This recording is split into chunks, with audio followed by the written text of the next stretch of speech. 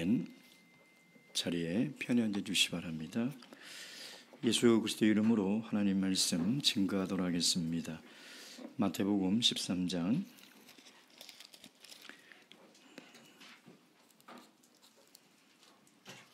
44절에서 46절까지 말씀.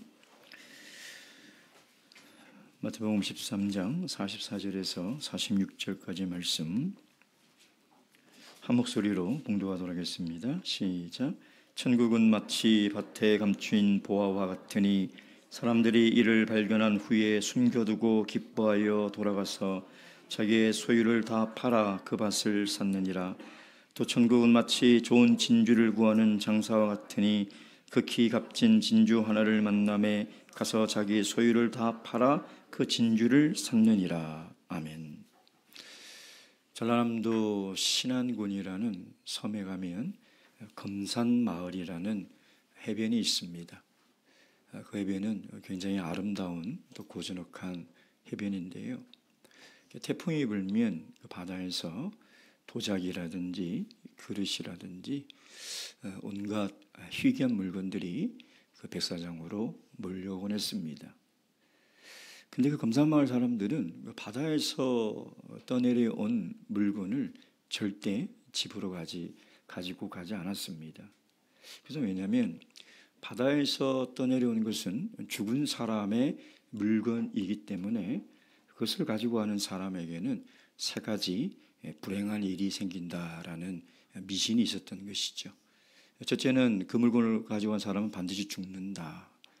그리고 둘째는 그 집안 사람들이 병에 걸리고, 셋째는 집안이 다 망한다. 이런 미신이 있었습니다. 그래서 사람들이 해변에서 또는 고기를 잡다가 그런 것들을 발견하면 다 발로 깨부셔서 다시 바다에 던지든지 모래에 묻어두곤 하였던 것이죠. 그러던 어느 날 목포에 있는 한 초등학교 선생님이 이 신안군 섬으로 휴가를 왔어요. 휴가를 와서 있는데 그 친척집 마당에 이 개가 먹고 있는 개밥그릇이 굉장히 특이한 거예요. 저게 뭐지라고 보다가 저거는 좀 특이하다. 그래서 그 친척에게 양해를 구하고 그것을 가져다가 목포로 갔습니다. 그래서 목포시청 총무과장에게 깨끗이 닦아서 이것을 좀 감정을 해 주십시오. 아무래도 이거는 좀 이상합니다. 라고 했더니 목포시청에서 이제 국립박물관으로 이 개밥그릇을 이제 감정을 의뢰했던 것이죠. 감정 결과가 나왔는데 그 개밥그릇이 3억 5천만 원이라는 감정가가 나온 것입니다. 그것이 1970년 초니까요. 1970년 초에 강남에서 제일 비싼 아파트를 제가 찾아보니까 2천만 원에서 2,500만 원이더라고요. 그게 얼마나 비싼 것인지 짐작이 가지 않습니까? 어떻게 이게 개밥그릇이 그렇게 비싼 가치가 있는 그릇이 될 수 있었을까요? 깨끗이 닦았기 때문인 것이 아닙니다. 그 가치를 발견했기 때문인 것이죠. 그 가치를 찾았기 때문인 것입니다. 아무리 가치 있는 것도 그 가치를 발견하지 못하면 개밥그릇이 되는 것이고요. 그 가치를 발견하면 도자기가 보물이 되는 것입니다. 오늘 예수님께서는 하나님 나라에 대한 가치를 우리에게 이야기하고 있습니다. 하나님 나라의 가치를 모르면 그건 개밥그릇과 같은 것이죠. 우리 인생에 아무 쓸모가 없는 것입니다. 우리 인생에 어떤 도움도 변화도 주지 못한다는 것이죠. 그러나 하나님 나라의 가치를 깨닫는 자는 정말 행복한 삶을 살아갈 수 있는 비결이 거기에 있다는 것입니다. 바랍기는 오늘 주님께서 들려주시는 천국의 비밀, 하나님 나라의 이야기를 통해서 이 하나님 나라가 얼마나 가치 있는 것인지 그것을 꼭 깨달아 존귀한 인생이 되시길 주님의 이름으로 축원드립니다. 첫째, 예수님께서 이 비유를 말씀하시면서 하나님 나라가 어디에 있다라고 이야기하고 있습니까? 44절 말씀 다 함께 읽겠습니다. 천국은 마치 밭에 감추인 보화와 같으니. 천국이 어디에 있다고 그랬습니까? 밭에 감추어져 있다라고 이야기를 하고 있는 것이죠.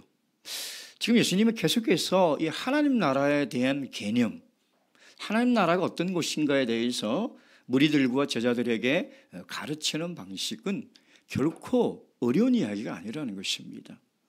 여러분, 하나님 나라를 형이사학적으로, 철학적으로, 이론적으로 설명을 한다고 하면 우리가 이해를 하겠습니까?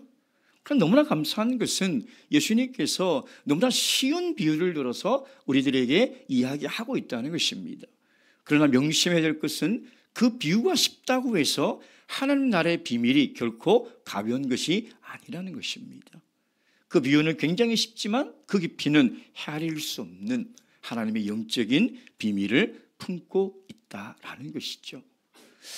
그래서 하나님께서 왜 예수님께서 하나님 나라를 감추어 두셨을까?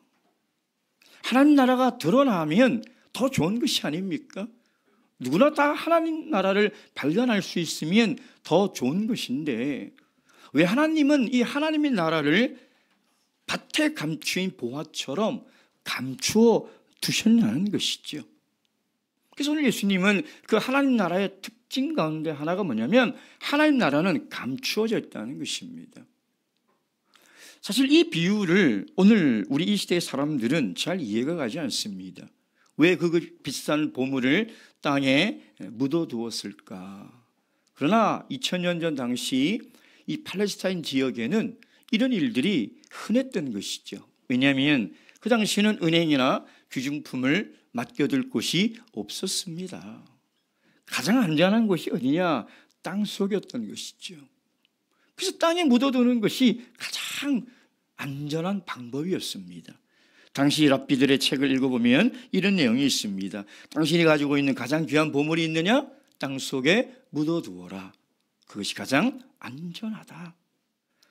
유대 역사가 요세푸스의 이 자료에도 보면 당시 굉장히 많은 전쟁이 있었기 때문에 피난을 가거나 숨을 때 그 재산을 숨길 수 있는 가장 지혜로운 방식은 땅에 묻어두는 것이다 라는 기록들이 발견되곤 하는 것이죠. 그래서 정말 실질적으로 2000년 당시에는요, 땅속에서 보물과 귀중품을 발견하는 사례들이 종종 있었다는 것입니다. 그래서 땅속에 숨겨둔 보물과 같은 것이 하나님의 나라라는 것이죠. 왜 숨겨뒀을까? 여러분, 하나님 나라라는 개념은 크게 두 가지로 나눌 수 있다라고 말씀을 드렸습니다. 첫째는 예수님께서 이 땅에 오심으로 말미암아 이루어진 하나님의 나라, 즉 현재적 하나님의 나라죠. 그러니까 이미 이루어진 것입니다.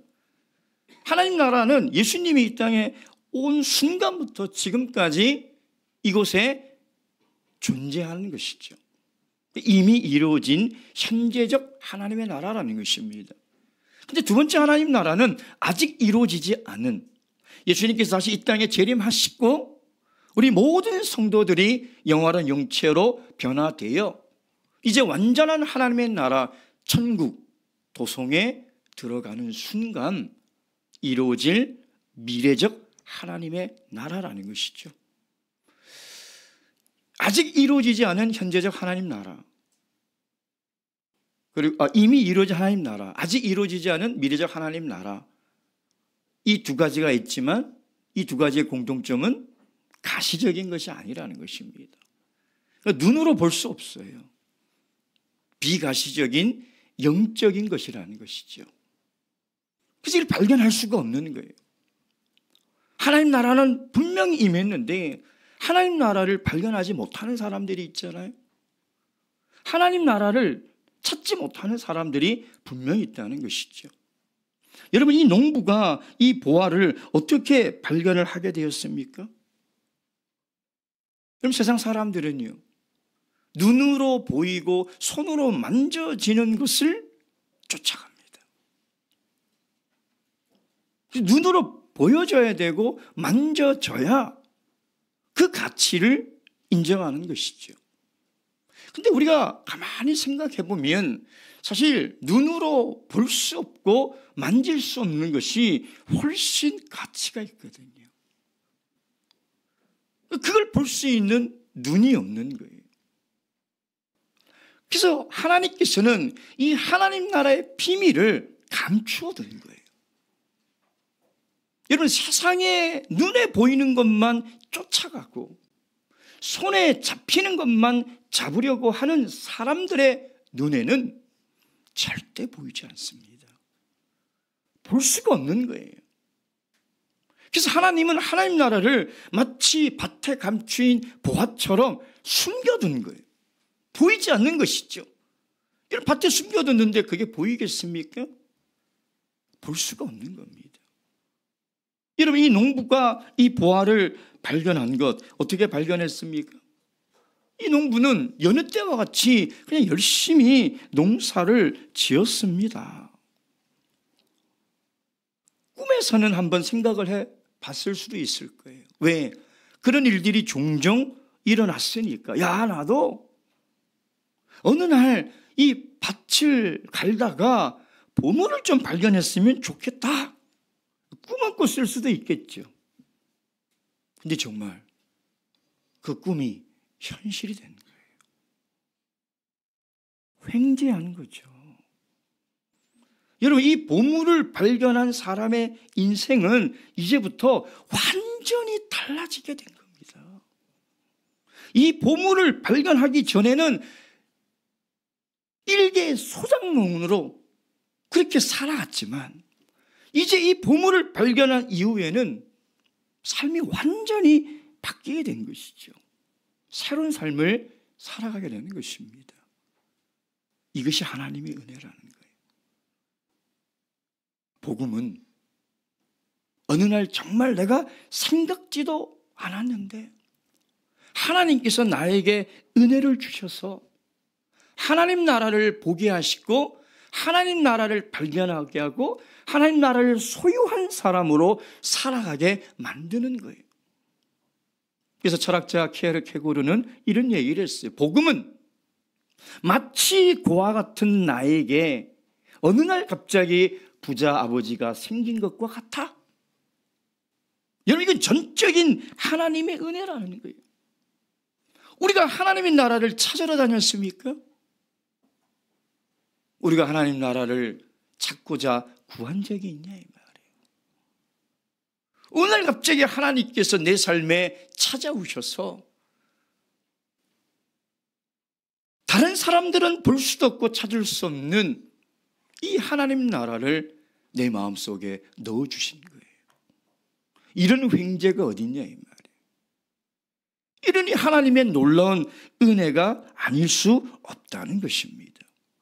여러분, 우리가 하나님 나라를 발견하고 하나님 나라의 백성이 되어 지금도 하나님 나라에 속하여 살아갈 수 있는 것은 이건 하나님의 은혜가 먼저인 거예요. 그래서 바울 사도도 이렇게 이야기하고 있습니다. 에베소서 2장 8절 말씀.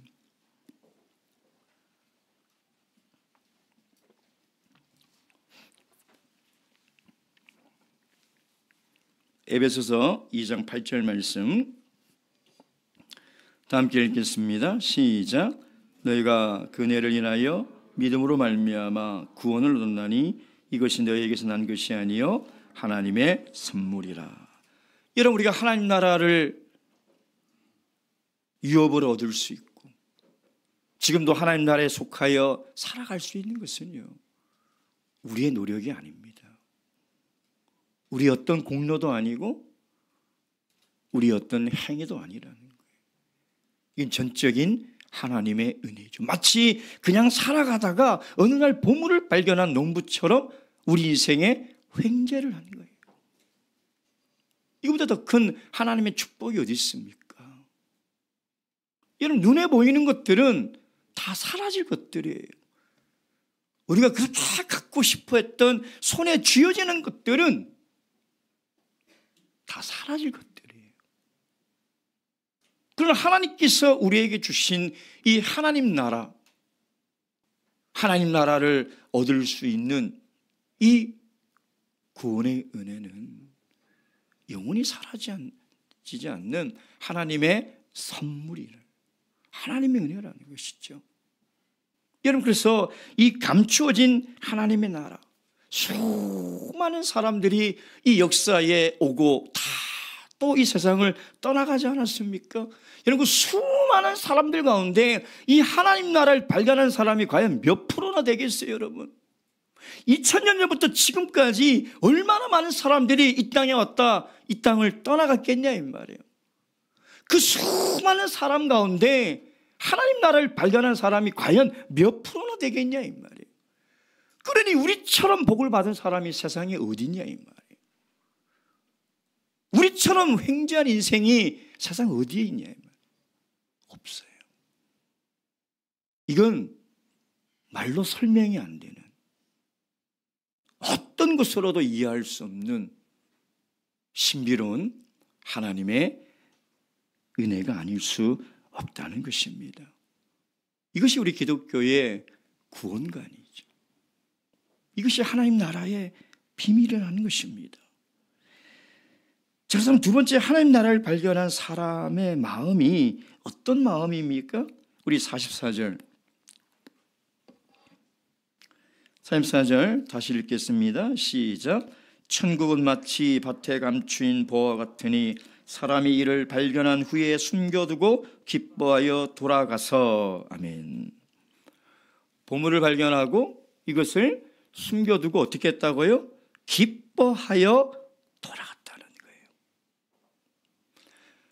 땅속에 있는 보물을 봤는데도 이것이 보물인지 아닌지 볼 수 있는 그 안목이 없으면요, 어떻게 할까요?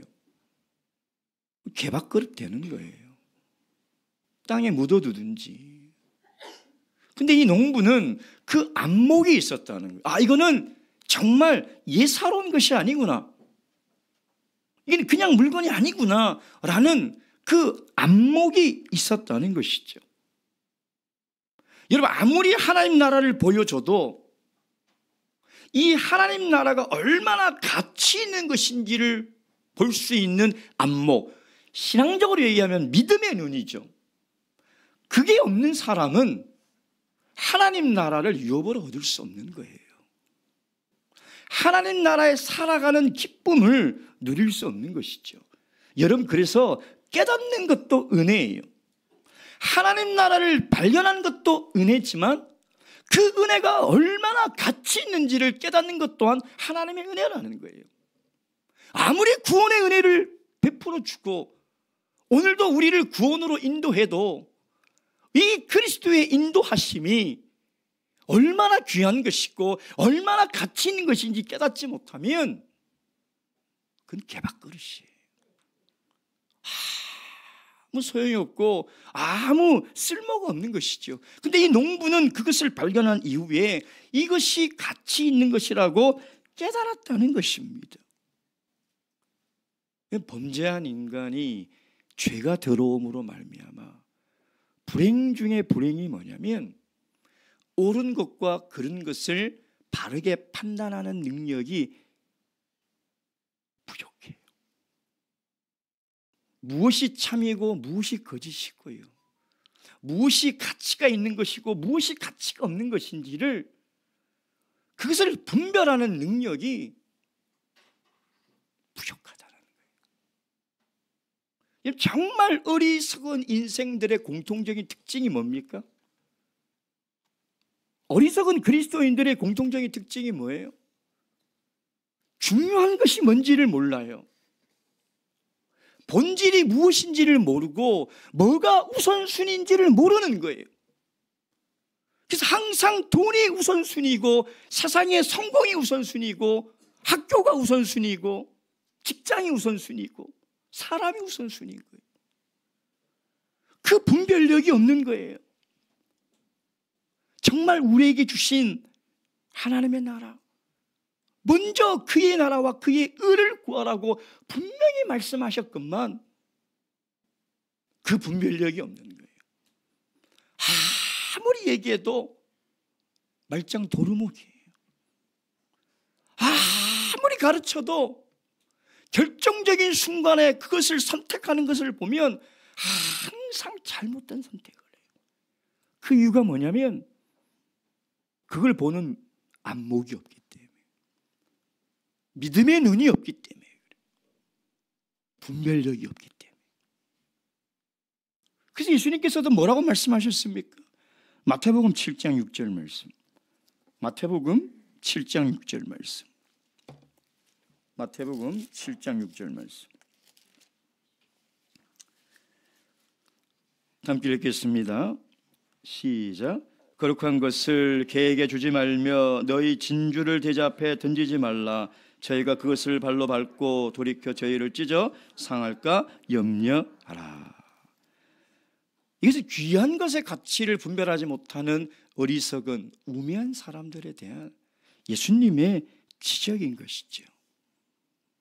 여러분, 우리에게 주신 하나님의 나라가 얼마나 가치 있고 얼마나 귀한 것인지를 깨닫게 해달라고 기도하셔야 돼요. 여러분, 이 깨달음이 없으면 하나님 나라를 통해서 우리에게 주시는 하나님의 축복과 은혜를 누리지도 못하고 하나님 나라를 유업으로 얻을 수가 없는 거예요. 근데 감사하게 이 농부는 다른 사람들이 다 지나쳐 갔을 법한, 그리고 찾을 수도 없는 그 보물을 발견했을 뿐만 아니라 그것이 정말 가치가 있는 곳이구나 깨달아 숨겨두고 돌아가는데 그 마음의 기쁨이 충만한 거예요. 왜? 그 가치를 알았기 때문인 것이죠. 얼마나 기뻤겠습니까? 아마 잠을 이루지 못했을 거예요. 빨리 그 밭주인을 만나서 이 밭을 내 소유로 만들어야 되겠다는 그 생각으로 뜬 눈으로 세웠을 거예요. 얼마나 기쁘고 얼마나 흥분이 됐겠습니까? 여러분, 그것이 바로 하나님 나라를 소유한, 하나님 나라를 발견한 사람들의 마음이라는 것입니다. 여러분, 소풍 가서 그 아무것도 아는 보물찾기 쪽지 하나를 찾아도요, 세상 그렇게 행복해하는 것은 참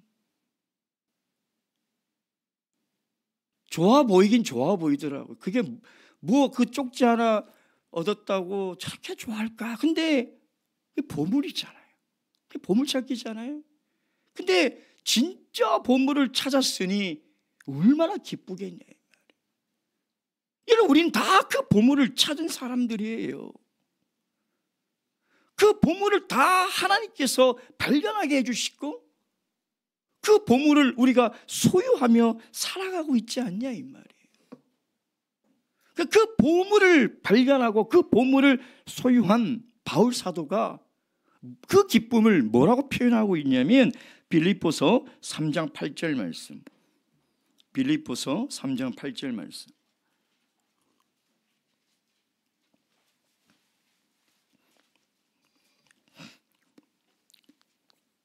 다 함께 읽겠습니다. 시작. 또한 모든 것을 해로 여김은 내 주 그리스도 예수를 아는 지식이 가장 고상함을 인함이라. 내가 그를 위하여 모든 것을 잃어버리고 배설물로 여김은 그리스도를 얻고 그 안에서 발견되려 함이니. 여러분, 그리스도를 발견하고 얻은 사람만이 가질 수 있는 참된 행복. 빌립보서를 이 빌립보서 별명이 뭐냐면 기쁨의 서신이라고 그러죠. 그래서 빌립보서에 보면 바울 사도가 빌립보 교회 성도들에게 뭐라고 얘기합니까? 항상 기뻐하라. 항상 기뻐하라라고 이야기하는 자신은 지금 로마 감옥에 갇혀서 죽을 날을 기다리는 운명이에요. 누가 누구에게 이런 소리를 해야 됩니까? 누가 누구에게 이런 위로를 건네야 되냐 이 말이에요. 근데 바울 사도의 기쁨은 감옥도 빼앗아 갈 수 없는 것이고 죽음도 빼앗아 갈 수 없는 기쁨이라는 거예요. 여러분, 그 기쁨을 우리에게 주셨다는 거예요. 여러분, 세상에 소유하는 것은 기쁨이 있죠. 왜 기쁨이 없겠습니까? 내가 갖고 싶은 물건, 새로운 물건 내가 가지면 기쁨이 분명히 있습니다. 근데 문제는 뭐냐면 그게 오래 가지 않는다는 거예요. 그 시간이 딱 넘어가면 그 기쁨은 사라지게 돼 있어요. 왜 그러냐 이 말이에요. 그건 절대 우리의 근본적인 기쁨, 우리의 마음을 근본적으로 기쁘게 만들 수 있는 것이 아니기 때문이에요. 그것이 우리 영혼을 기쁘게 만들지 못해요. 그래서 그런 기쁨에 자꾸 중독된 사람은 어떻게 해요? 더 가져야 돼요. 더 비싼 걸 가져야 돼요. 더 좋은 걸 가져야 되고, 뭐 남이 가지지 못하는 한정판 가져야 되고, 계속 그걸 쫓아가는 거예요. 계속 더 맛있는 거 먹어야 되고, 더 좋은 옷 입어야 되고, 더 좋은 차, 더 좋은 집, 더 좋은 곳, 끊임없이 그것으로 만족과 기쁨을 얻으려고 하는 거예요. 근데 그건요, 절대 우리의 영혼을 만족시킬 수 없는. 바울 사도는 지금 감옥에 있으면서 항상 기뻐하라. 바울 사도가 거짓말 하겠습니까? 자기는 슬프고 자기는 두렵고 자기는 고통스러운데 성도들에게는 항상 기뻐하라 라고 이야기할 수 있냐 이 말이에요. 자신이 기쁜 거예요. 그 기쁜 이유는 그리스도를 발견하고 그리스도를 소유하고 있기 때문에. 이걸 누가 뺏어갈 수 있냐 이 말이에요. 누가 예수 그리스도의 사랑에서 우리를 끊을 수 있냐 이 말이에요. 죽음도 이것을 끊을 수 없는 것이고 사망도 이것을 빼앗아갈 수 없는 기쁨의 원천이라는 거예요. 그래서 이 보물을 발견한 이 농부는 너무 기쁜 거예요. 너무 기뻐서 이를 감춰놓고 돌아가는 거죠. 여러분, 우리가 하나님 나라에 속해서 살아가는 하나님의 백성, 즉 구원받은 사람이라는 것은 이런 기쁨을 누리고 살아가야 되는 사람들이에요. 소유로 기뻐하고 소유로 만족하고 환경으로 기뻐하는 사람이 아니라, 눈에 보이진 않지만 예수 그리스도께서 지금 우리 안에 들어와 계셔서 나와 함께 하시잖아요. 여러분, 이거보다 귀한 인생이 어디에 있습니까? 여러분, 이거보다 행복한 인생이 어디에 있냐 이 말이에요. 이걸 깨달아야 돼요. 지금 주님이 나와 함께 하시잖아요. 무신론자인 철학자 니체는 원래 기독교 크리스찬 집안 가정에서 태어났어요. 부모님들이 다 신앙이 있는 독실한 가정에 태어났어요. 근데 그가 무신론자가 된 거예요. 그가 이런 얘기를 했습니다. 내가 보는 그리스도인들에게는 기쁨의 삶이 없는 것을 발견했다. 그래서 하나님은 없다. 여러분, 내가 정말 세상이 빼앗아갈 수 없는 기쁨을 누리며 살아가는 것은 보이지 않는 내 안에 하나님을 증거하며 살아가는 거예요. 어떠한 상황 속에서도 기쁘게 행복하게 살아가는 것은 살아계신 하나님을 전하며 살아가는 삶이에요. 어느 유명한 박사는 이 현대의 크리스천들을 향해서 이런 비판을 했습니다. 아프리카에는 많은 강들이 있는데 물이 없는 강들이 너무나 많다는 거예요. 그러니까 이름은 강이라고 붙여놨는데 물이 없어가지고요, 메말라버린 강들이 너무나 많다는 거죠. 지금 현대를 살아가는 크리스천들이 그렇다는 거예요. 이름은 그리스도인이고, 그리스도인이라는 말은 그리스도를 가지고 살아가는 사람들이라는 거예요. 그리스도인이라는 것은 이 땅에 속해 살지만 하나님 나라의 시민권을 가지고 하나님 나라에 속해 살아가는 사람이라는 거예요. 근데 기쁨이 없어요. 기쁨이 없어요. 신앙이 다 메말라 버려서 형식적인 신앙, 감정이 메말라 버렸어요. 하나님의 말씀을 들어도 뜨거운 마음이 없고, 하나님께 기도해도 간절함이 없고, 찬양을 해도 마음에서 우러나오는 그 영혼의 소리가 없는 거예요. 메말라버린 강처럼 형식과 껍데기들만 남아있다는 거예요.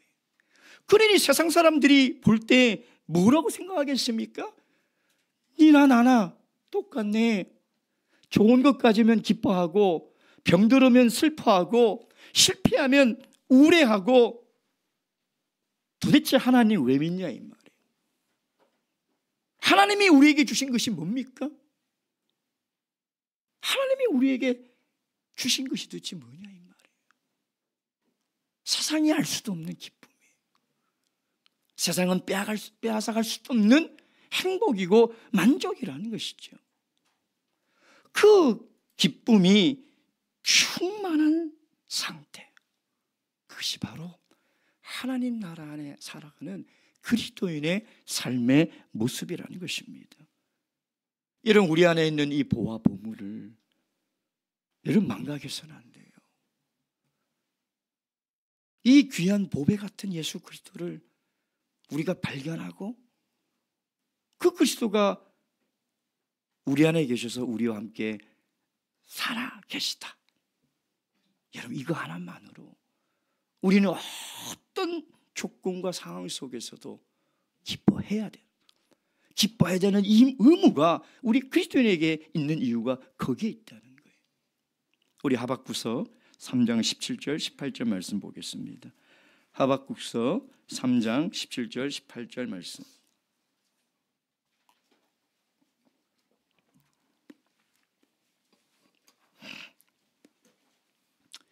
(3장) 17절 18절 다 함께 읽겠습니다. 시작. 비록 무화과나무가 무성치 못하며 포도나무에 열매가 없으며 감람나무에 소출이 없으며 밭에 식물이 없으며 우리의 양이 없으며 외양간에 소가 없을지라도 나는 여호와를 인하여 즐거워하며 나의 구원의 하나님을 인하여 기뻐하리로다.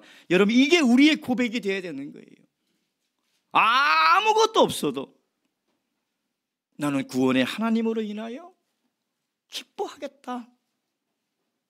이 고백이 하늘나라에서 살아가는, 하늘나라를 유업으로 얻을 하나님의 백성들의 고백이 되어야 된다. 여러분, 이게 진짜 신앙이죠. 이게 정말 하나님 믿는 믿음의 모습 아니겠습니까?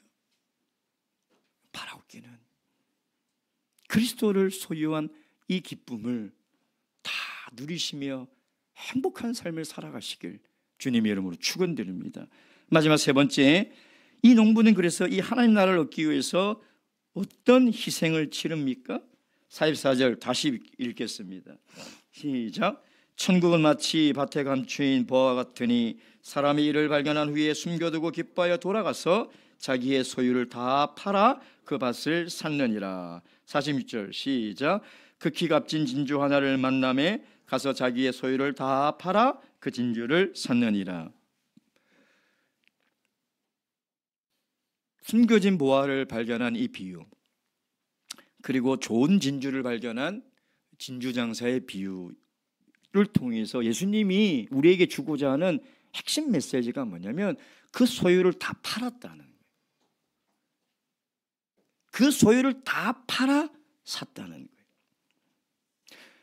이 농부가 밭에 이게 보물이구나, 그냥 그릇이 아니라 그냥 물건이 아니라 보물이구나를 발견하고 집에 갔어요. 그래서 여보, 우리 집을 팔아야 되겠어요. 정신 나갔어요, 여러분. 여보, 이 떼약볕에 밭일 하느라고 머리가 이렇게 집을 왜 파냐고 막 부부싸움 해가지고 그냥 에이씨 안 사. 그랬다면 어떻게 됐을까요? 그리고 집에 돌아가서 집만 팔아가지고는 안 되는 거예요. 그동안 모아놨던 폐물도 다 팔아야 되고 가재도구도 다 팔아야 되고, 그 소유를 다 팔았다는 것은 자기가 가지고 있는 모든 것을 다 팔았다는 거예요. 그래야 그 밭을 살 수 있으니까. 근데 좀 더 기다려볼까? 그리고 망설이고 결정하지 못하고 있었다면 어떻게 됐을까요? 아마 다른 사람이 그걸 발견해서 그걸 사가버렸을 거예요. 그럼 이 사람은 그걸 발견하고도 결국 이 보물을 소유하지 못하게 된다는 것입니다. 여러분, 하나님 나라도 마찬가지예요. 하나님 나라의 귀한 가치를 깨달아도 그것을 우리 거로 만들기 위해서는 반드시 우리가 해야 할 일이 있어요. 그게 뭐냐? 희생해야 돼. 값을 지불해야 된다는 것입니다. 근데 어떤 값을 지불하냐면 전 재산을 다 팔았다는 거예요. 왜 그랬을까요?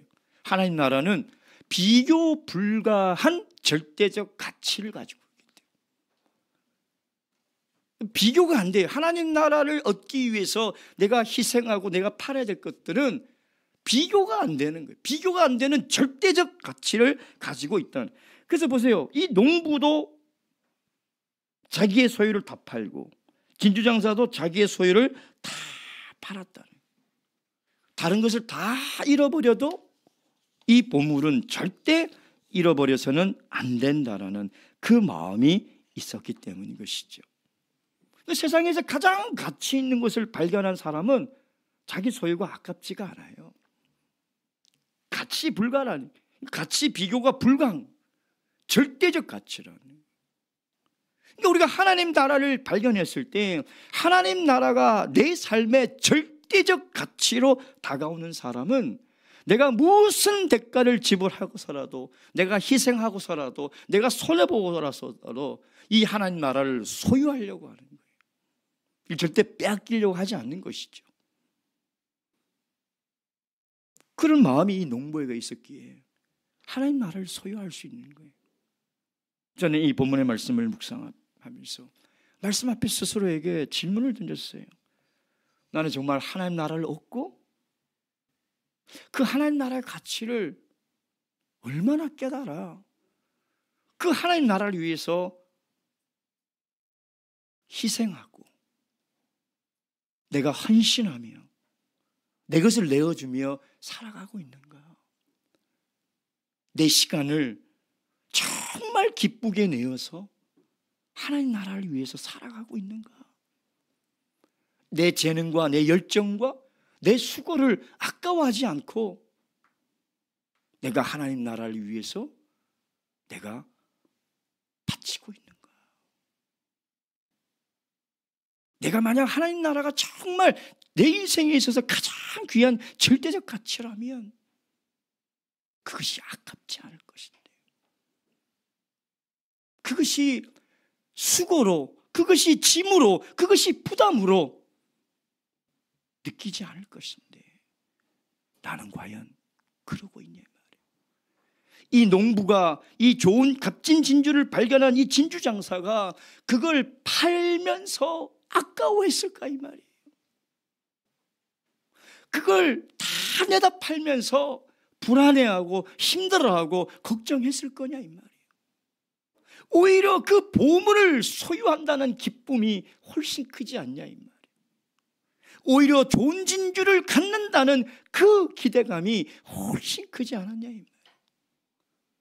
여러분, 오늘 우리가 하나님 나라를 위해서 어떤 희생과 수고와 우리의 삶을 대가를 치르지 않는다면 여러분, 하나님 나라에 어떻게 갑니까? 그 하나님 나라의 일원으로 무슨 면목으로 들어갈 거냐 이 말이에요.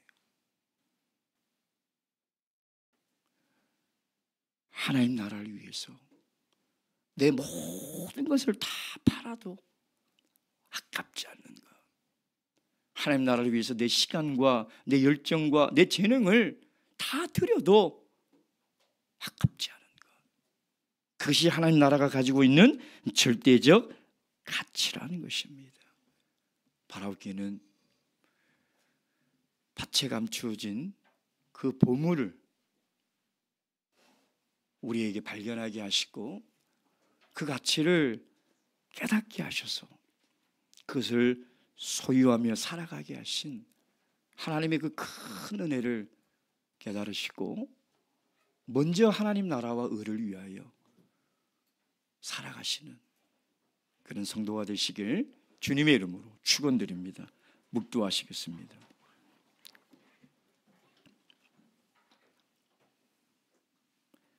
할렐루야. 아멘. 찬양하시겠습니다. 찬송가